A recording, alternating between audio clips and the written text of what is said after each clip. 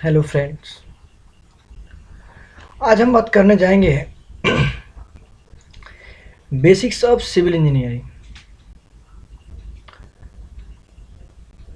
आखिर basics of civil engineering क्या है? हम तो सिविल इंजीनियरिंग कर रहे हैं तो डेफिनेट है कि ये सब चीज़ पढ़ेंगे, बट ऑन स्क्रीन आज हम बात करने जा रहे हैं मटेरियल के बारे में। कोई स्टेट कोई भी डिफाइन होगा, स्टेट कोई भी डिफाइन होगा, स्टोन का हो, ब्रिक का हो, लाइम का हो, सीमेंट का हो, अदरवाइज किसी भी चीज़ का हो, तो फर्स्ट सिविल इंजीनियरिंग से को कंप्लीट करने से पहले इन 5 चीज़ों के बारे में जानना जरूरी है। अदरवाइज बहुत सारे हैं, इनको हम यूनिट वाइज करके चलेंगे क्योंकि बेसिक ऑफ सिविल इंजीनियरिंग में हम लोग लगभग सारे चैप्टर को कवर करेंगे जो स्टार्टिंग ऑफ सिविल इंजीनियरिंग है और एंड ऑफ सिविल इंजीनियरिंग है। यानी फर्स्ट सेमेस्टर तो और सेकंड सेमेस्टर ऑलवेज सबका सेम होता है, physics chemistry math always, but second year से लेके third year fourth year in तीनों साल का कंबाइंड चलेगा, जिसमें हम बिल्कुल जीरो से स्टार्ट करके उसका एंड करेंगे। ओके, फर्स्ट स्टार्ट करते हैं यूनिट 1, और यूनिट 1 में हम देखेंगे सिविल इंजीनियरिंग मटेरियल्स, जिसको क्लासिफाइड करते हैं हम ट्रेडिशनल मटेरियल में। ट्रेडिशनल मटेरियल में आपका मिलेगा stone, bricks, lime, cement, timber. अब हम फर्स्ट बात करेंगे स्टोन से स्टार्ट करेंगे और बिल्कुल जीरो से स्टार्ट करेंगे स्टोन के बारे में, ठीक है। नेक्स्ट,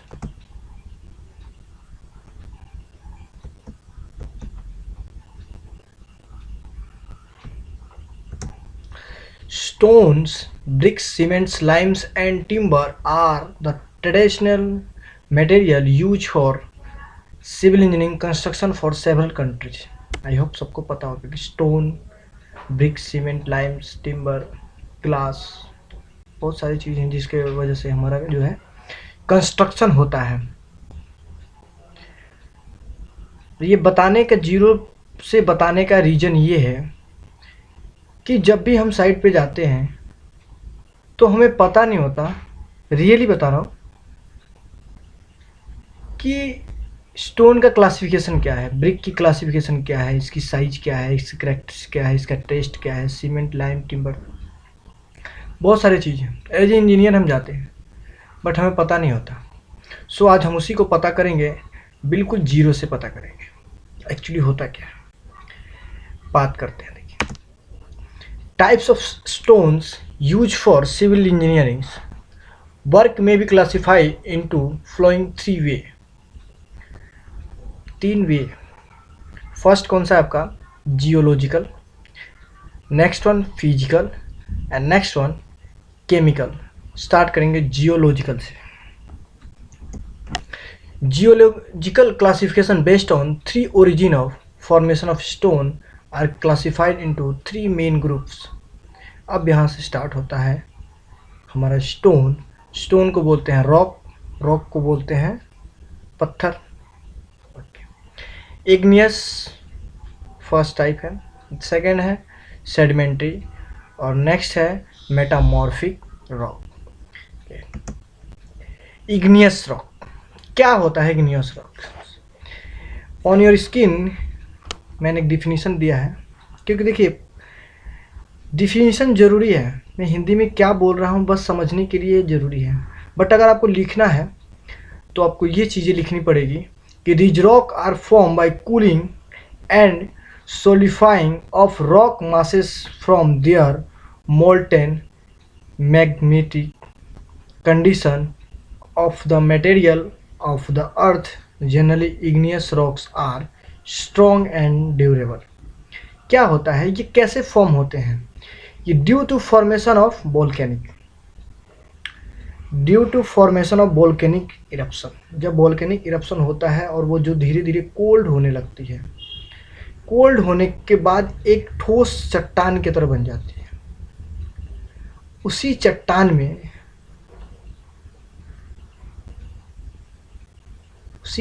में स्टोन का निर्माण होता है। स्टोन का निर्माण एक्चुअली उसमें नहीं होता, उसमें माउंटेन का निर्माण होता है। और जब हम माउंटेन का फॉर्मेशन करते हैं, यानी जब उसमें माइनिंग करते हैं फिर ब्लास्ट करते हैं, तो वहाँ से हमें मिलता है रॉक्स। और रॉक्स को जब हम फॉर्मेशन देते हैं, यानी जब उसको टुकड़े बनाते हैं, तो उसको हम बोलते हैं स्टोन। तो हम बोल सकते हैं कि rock is the formation of cooling and solidifying of the rock mass there molten magmatics condition of the material of the earth. यानी मैग्मा का, यानी वोल्केनिक इरप्शन ठंडे होने के बाद जो माउंटेन का निर्माण होता है और उसके टुकड़े जब हम बनाते हैं, तो उसी को हम बोलते हैं इग्नियस रॉक्स। और ये बहुत ही स्ट्रॉन्ग और ड्यूरेबल होता है। देखिए, granite traps and blast are rock belongs to the category granite are form by slow cooling of lava under thick cover on the top when they crystalline surface. Crystalline surface का मतलब होता है कि वो solids, crystalline solid वो solid हैं जिनमें regular arrangement of particles होते हैं। क्या होते हैं? रेगुलर अरेंजमेंट ऑफ पार्टिकल्स होते हैं। और these particles are closely bonded with each other. Okay, this is the crystalline solid, and the crystalline surface we say कि their molecules are closely bonded to each other, so it is hard and durable, and this melting point is also high।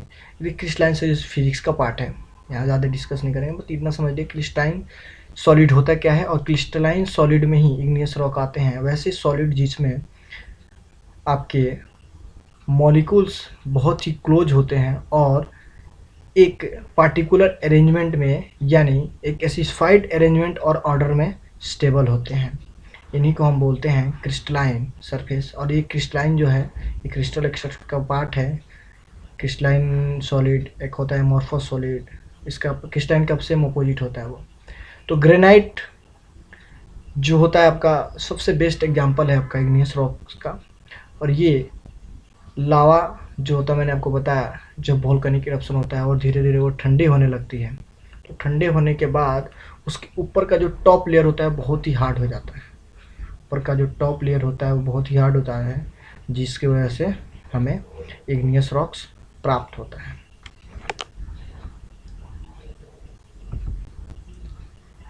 The cooling of lava at the top surface of Earth result into non-crystalline and glassy texture trap and blast belong to this category। कहने का मतलब है कि जब top surface ठंडा होने लगता है, जब टॉप सरफेस ठंडा होने लगता है, तो वो जो टॉप सरफेस होता है वो एक्चुअली उतना हार्ड नहीं होता जितना अंदर का सरफेस हार्ड होता है, जितना अंदर का सरफेस हार्ड होता है। तो वो टॉप का जो सरफेस होता है वो नॉन क्रिस्टलाइन होता है, क्योंकि उसमें हमेशा जो है ना मॉलिक्यूल्स का ट्रांसफॉर्मेशन होने लगता है। यानी आयन हो का ट्रांसफॉर्मेशन होने लगेगा, मॉलिक्यूल्स का ट्रांसफॉर्मेशन होने लगेगा, मेटेलिक्स आयन जो है उनका ट्रांसफॉर्मेशन होने लगेगा। और कुछ रैंडमी कंडीशन में वो आ जाते हैं, क्योंकि टेम्परेचर डाउन हुआ, क्लोज हुए, टेम्परेचर इंक्रीज हुआ, सेपरेट हो गए। इसकी वजह से जो होते हैं वो नॉन क्रिस्टलाइन होते हैं और इन्हीं को एमॉर्फस बोलते हैं। और इसको ज़्यादा डील्स फिजिक्स में हुआ है।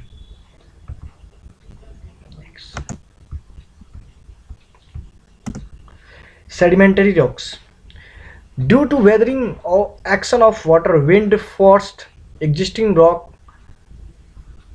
कहने का मतलब है कि weathering action of water, weathering action को वाटर क्या है कि जब वाटर ट्रेवल करता है, जब वाटर ट्रेवल कर रहा होता है तो अपने साथ कुछ ऐसे पार्टिकल्स को लेकर चलता है जो किसी जगह पे जाके फिल हो सकते हैं। क्लियर? मतलब कोई सा गैप है, सपोज ये गैप है, जब इसमें से वाटर फॉलो करेगा तो उसके साथ कुछ ऐसे पार्टिकल्स आते हैं डस्ट आते हैं, पार्टिकल्स आते हैं, सैंड आते हैं, जो उसमें जाके फिल हो जाते हैं। और after some times these suspended particles make a layer one by one, make a layer one by one. Suppose first layer is there, and again water follow, then second layer. After some time, the some pressure adjust on this, the some pressure adjust on this by heat condition, by heat. अब जब इसमें pressure create होगा, जब इन दोनों layer के या top या bottom layer के बीच में जब प्रेशर क्रिएट होगा, तो जब प्रेशर क्रिएट होगा तो कंपैक्शन होगी। क्लियर? जब प्रेशर क्रिएट होगा, ऊपर से प्रेशर लग रहा है, नीचे से प्रेशर है, तो कंप्रेशन क्रिएट होगा। कंप्रेशन क्रिएट होने के बाद वाटर है, फ्लो कर रहा है। इस वाटर के फ्लो कंडीशन में होता क्या है, कुछ केमिकल एजेंट भी रहते हैं इसमें। वाटर में केमिकल एजेंट भी तो रहते हैं। वो क्या करते हैं, वो उसमें जाके डिपॉजिट हो जाते हैं। ओके, जब उसमें जाके ये डिपॉजिट हो जाएंगे, तो वो क्या करेंगे, वो एक गेन, यानी वो भी एक स्ट्रक्चर फॉर्म करने लगेंगे। पहले क्या हुआ था, कंपैक्शन हुआ था, यानी कॉन्सिलेटेड हो गया था।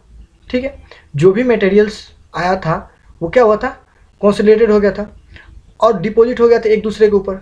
अब क्या हुआ, जब केमिकल एजेंट आया उसके ऊपर भी डिपॉजिट हो गया, और उसके ऊपर जब डिपॉजिट हुआ तो उसने क्या किया, एक अपना कॉम्पैक्ट स्ट्रक्चर बनाने का क्रिएट किया। सपोज एक पेड़ है, एक बीज जो है उसमें आके पड़ गया। उसने क्या किया, उसके जो रूट्स हैं, सपोज मान के चलिए उसमें जो उसके रूट्स हैं, उन्होंने क्या किया कि जो भी फिलेड पार्टिकल्स थे, यानी जो भी फिलेड मटेरियल था ब्लॉक के बीच में, उसको क्या किया, बॉन्ड करना शुरू कर दिया। बॉन्ड करने के बाद एक स्ट्रक्चर का निर्माण हुआ। कुछ दिन बाद due to pressure, heat, chemical agent के द्वारा जो एक चट्टान का निर्माण हुआ, उसी को हम बोलते हैं सेडिमेंट्री रॉक्स। और ये आपका हो सकता है सैंडस्टोन, लाइमस्टोन, मोडस्टोन, और ये जो है ये सब आपके सेडिमेंट्री रॉक्स के पार्ट्स हैं। अब आता है मेटामॉर्फिक रॉक्स। देखिए मेटामॉर्फिक रॉक्स को क्या होता है कि वो जो दोनों मैंने आपको बताया, इग्नियस रॉक और सेडिमेंट्री रॉक्स, ठीक है, इन दोनों रॉक्स में कोई सा भी हो सकता है मेटामॉर्फिक रॉक्स। ओके, अगर इग्नियस रॉक्स में देखा जाए तो metamorphic rocks on the top layer होता है, ऑन द टॉप लेयर होता है, और ये बहुत ही कम थिकनेस का होता है। मतलब बहुत ही कम बोलने का मतलब है कि 1 फीट हो सकता है, अप्रोक्स 1 फीट तक हो सकता है। ये कैसे बनता है, ये बनता है action of pressure and internal heat. Action of pressure and internally same condition हुआ था सेडिमेंट्री रॉक्स में। Due to create a pressure between 2 layers and chemical activity going there. But यहाँ क्या होता है, यहाँ होता है मेटामॉर्फिक रॉक में क्या होता है, ये अपने ही अंदर अपने वेट के कारण एक इंटरनल हीट जनरेट करते हैं, और जिसकी वजह से इनका एक लेयर तैयार होता है, और उसी लेयर को हम बोलते हैं मेटामॉर्फिक रॉक्स। और अगर इसका हम एग्जांपल देखें, तो लाइमस्टोन चेंज हो जाता है मार्बल में, सैंडस्टोन चेंज होता है क्वार्ट्ज में, एंड मूनस्टोन चेंज होता है स्लेट में। अब देखिए, अगर आप इग्नियस रॉक को ब्रेक करें,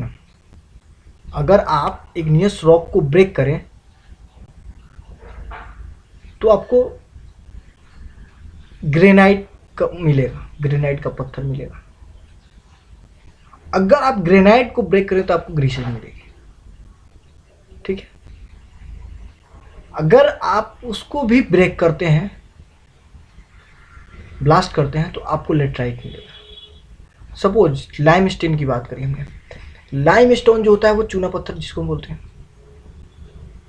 होता क्या है कि बड़े बड़े लाइमस्टोन को एक एक्चुअल शेप में अगर तोड़ा जाए, मान लीजिए कि लाइमस्टोन इसमें ब्लास्ट कर दिए, तो इनमें से जो निकलेगा ना वही होता है मार्बल। मार्बल को हम फिनिश करके एक्चुअली जो शेप देते हैं, और सैम एंड स्टोन जो होता है वो भी कम हो जाता है क्वार्ट्ज में। और ये आपका मेटामॉर्फिक रॉक्स है देने के। अब आते हैं इसके फिजिकल क्लासिफिकेशन पे। पीछे जो हमने पढ़ा वो था आपका जियोलॉजिकल क्लासिफिकेशन, अब है आपका physical classification. Based on the structure rocks में B classified as rocks may be classified as physical classification that, तो पहला होता है आपका स्ट्रेटिफाइड रॉक्स एंड दूसरा होता है आपका अनस्ट्रेटिफाइड रॉक। स्ट्रेटिफाइड रॉक क्या होता है? These rocks having layer structures, they passes plane stratified or cleavage, they can easily split along this plane sandstone, limestone, slates, etc.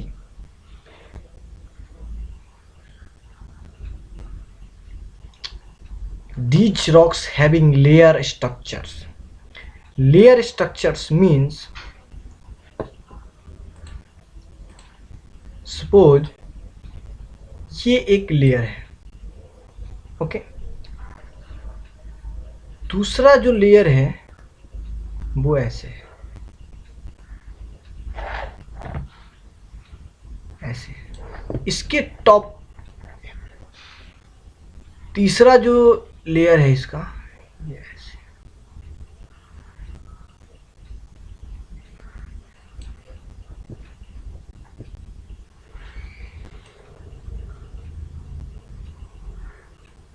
चौथा ऐसे, मतलब 1 by 1 लेयरिंग होती है इनमें। अगर आप फर्स्ट लेयर को देखें, इस लेयर को, तो इसका कुछ अलग बिहेवियर होगा।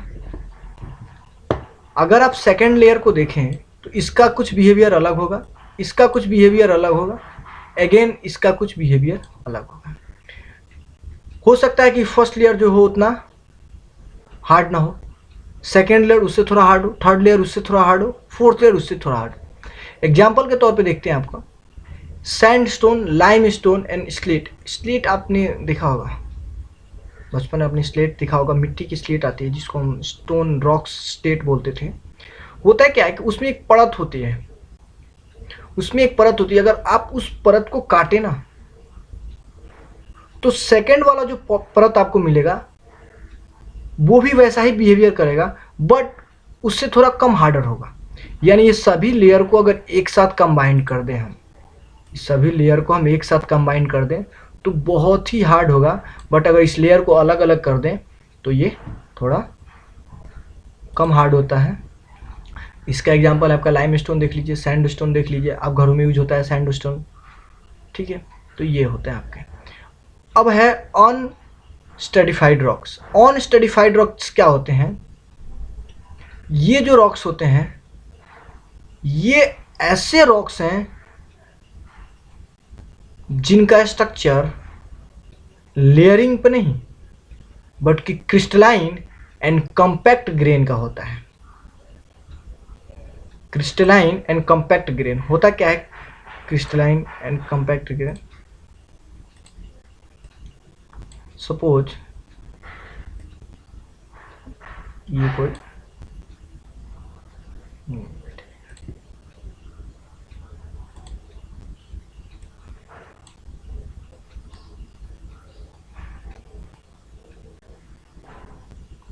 ऐसे,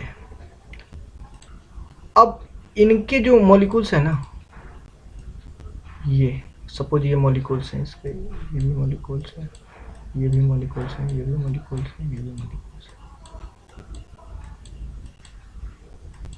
ये बहुत ही क्लोजली होते हैं, बहुत ही क्लोज। क्रिस्टल स्ट्रक्चर का अगर आपको देखा है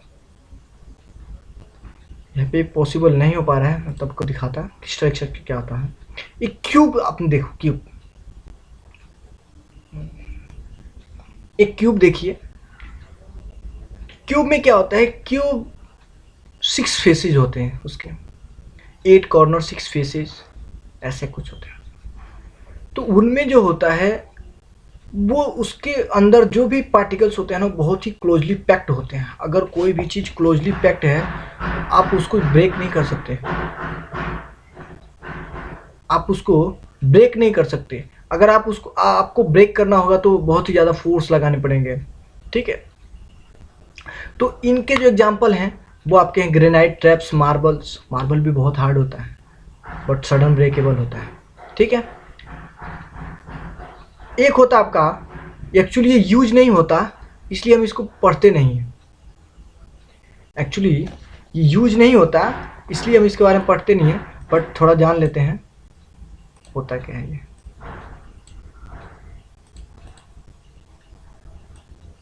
देखिए ये आपका है foliated rocks. These rocks have tendency to split along the definite direction. These direction need to able to parallel to each other. In case of stratified rocks, these types structure is very common in case of metamorphic rocks. यानी layer by layer, layer by layer, ये layer किस direction में, ऐसा नहीं है कि एक layer ऊपर की तरफ जाएगा, नहीं। अगर लेयर ऐसे को है तो दूसरा जो लेयर आएगा वो ऐसे ही आएगा, ठीक इसके ऊपर, उसके फिर ऊपर, फिर इसको, ऐसा नहीं कि एक लेयर ऐसे आ जाएगा, ठीक है। तो इसके क्या है, इसका डिफिनिट डायरेक्शन है, ठीक है। और टेंडेंसी क्या है इसकी, split along the definite direction, यानी जैसे ऊपर की तरफ तो सेटल्ड होगा, मान लो कोई पार्टिकल्स है तो इसके ऊपर सेटल होगा, लेकिन इसकी डायरेक्शन जो है वो अलोंग द एक्सिस चलेगी। नेक्स्ट अब बात करते हैं हम केमिकल क्लासिफिकेशन की। केमिकल क्लासिफिकेशन क्या होगा, on the basis of their chemical composition engineer refer to classify rocks as siliceous rocks, argillaceous rocks and calcareous rocks। यानी तो ये है आपका siliceous rocks, argillaceous rocks and calcareous rocks. होते क्या है, ये सिलिशियस रॉक्स होते हैं कि the main constituents these has silica, वैसे रॉक्स जिसमें सिलिका प्रेजेंट है, ठीक है। अगर सिलिका प्रेजेंट है तो ऑप्शनल सी बात है वो बहुत ही हार्ड एंड ड्यूरेबल होगा, और इसका एग्जांपल है आपका granite, trap and sandstone. Next है आपका अर्गिलियस रॉक्स। अर्गिलियस मतलब आप अर्गिल का नाम सुने होंगे, मतलब क्ले टाइप का एक चीज़ होता है, ठीक है। जैसे आप मिट्टी का क्ले देखें ना, क्ले को अगर आप डिपॉजिट करते जाएं तो अगर कुछ दिन के लिए छोड़ दिया, अगर सूखा हो जाए, मतलब सूख जाए, तो एक रॉक के टाइप बिहेव करता है, बट उतना वो मतलब हार्ड नहीं होता, सॉफ्ट होता है, और उतना भी हार्ड नहीं होता, ठीक है। बट अगर आप इनको सडन किसी हाइट से ड्रॉप कर दें तो ब्रेक हो जाते हैं, क्योंकि ये ब्रिटल होते हैं, ठीक है। एंड ये आपका है कैल्केरियस रॉक्स। इस रॉक्स में कैल्शियम कार्बोनेट सबसे ज़्यादा पाया जाता है, और कैल्शियम कार्बोनेट जब बात आती है तो सिंपल सा एग्जांपल दिमाग में दौड़ के आता है, वो है आपका लाइमस्टोन, और ये आपका सेडिमेंट होते हैं, और हो सकता है कि आपका मार्बल भी है, और मार्बल होते ही है। अब है प्रॉपर्टी ऑफ स्टोन। बात करते हैं प्रॉपर्टी ऑफ स्टोन की, तो क्या क्या प्रॉपर्टी हो सकती है। पहला होगा स्ट्रक्चर, ठीक है। तो स्ट्रक्चर कैसा होगा, या तो स्ट्रेटिफाइड होगा, नहीं लेयर होगा, या फिर अनलेयर होगा, ठीक है, या फिर इजिली ड्रेसेज होगा, या फिर सुपर स्ट्रक्चर बहुत ही बड़ा स्ट्रक्चर होगा, या फिर अनस्ट्रेटिफाइड में क्या होगा, अनस्ट्रेटिफाइड में क्या होगा, डिफिकल्ट टू ड्रेसेज होगा, यानी इनके कोई पार्टिकल शेप नहीं होंगे, ठीक है। उसके बाद आती है टेक्सचर। टेक्सचर का मतलब होता है कि उनके अंदर जो भी ग्रेन है उनका डिस्ट्रीब्यूशन कैसा है। तो टेक्सचर का मतलब उनका शेप साइज, उनका कैसा है, शेप एंड साइज। तो स्ट्रक्चर कैसा होना चाहिए, fine grain stones with homogeneous distribution, look attractive and hence they use for carving, such stone usually for strong and durable. अब बात आती है डेंसिटी की। तो डेंसिटी कैसा होना चाहिए, लाइट वेट स्टोन्स वीक होते हैं, लाइट वेट स्टोन वीक होते हैं। जब लाइट वेट होगा तो एब्सोल्यूट डेंसिटी जो है कम होगी, ठीक है। तो डेंसिटी इनकी ज़्यादा होनी चाहिए, जब डेंसर स्टोन होंगे तो ज़्यादा स्टोन होंगे, क्योंकि उसमें नंबर ऑफ पार्टिकल्स के स्टेबिलिटी जो है वो ज़्यादा होगी। अब बात करते हैं अपीयरेंस की। अपीयरेंस मतलब उनका कलर जो होना है बहुत ही अट्रैक्टिव होना चाहिए। देखिए आपने ग्रेनाइट अगर मार्बल का कलर देखा हो तो बहुत ही अट्रैक्टिव होता है, कि जब उसको हम पॉलिश करते हैं तो बहुत ही क्लियर एंड साफ दिखाई देता है।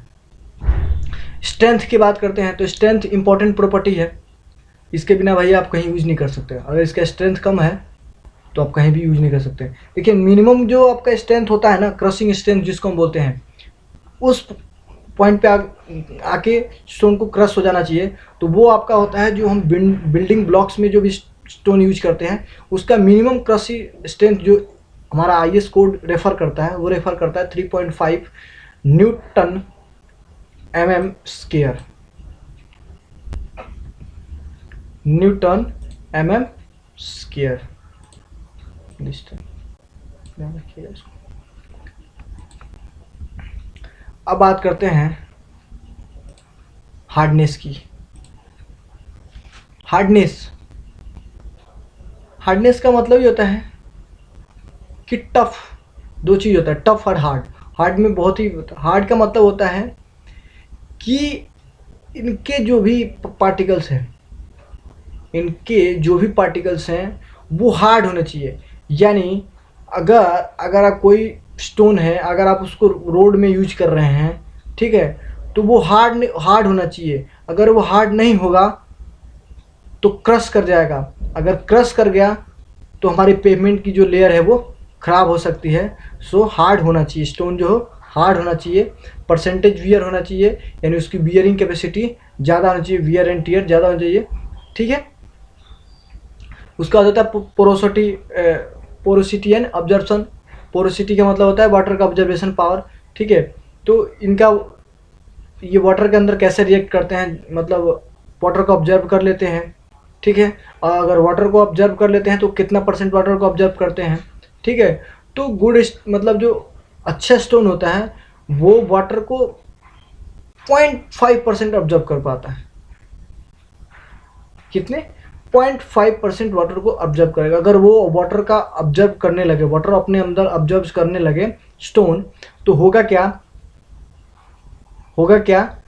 कि अगर को आपने कोई रोड बना दिया तो अगर वाटर आ जाएगा उसमें, वाटर को अगर ऑब्जर्व कर लेगा तो उसकी जो है डेंसिटी बढ़ जाएगी। जब डेंसिटी बढ़ जाएगी तो स्ट्रक्चर जो है वो अनडाइमेंशनल हो जाएगा। अनडाइमेंशनल हो गया, हो सकता है कि वो वाटर के साथ साथ फ्लो कर जाए या फिर उखड़ जाए, ठीक है। वेदरिंग का मतलब होता है रेन एंड विंड कंडीशन में अपीयरेंस जो होता है वो अच्छी होनी चाहिए।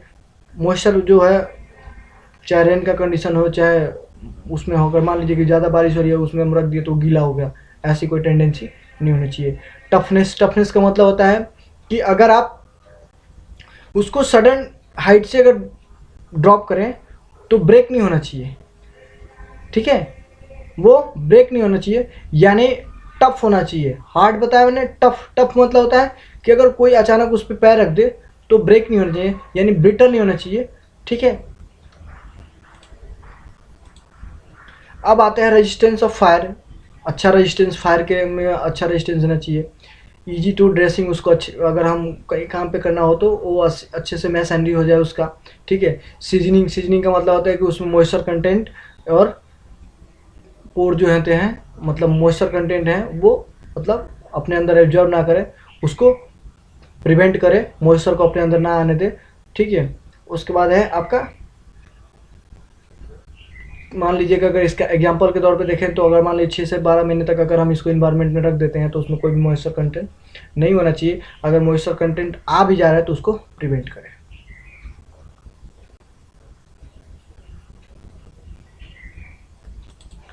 तो ये थे आपके स्टोन के बारे में कुछ इम्पोर्टेंट पॉइंट।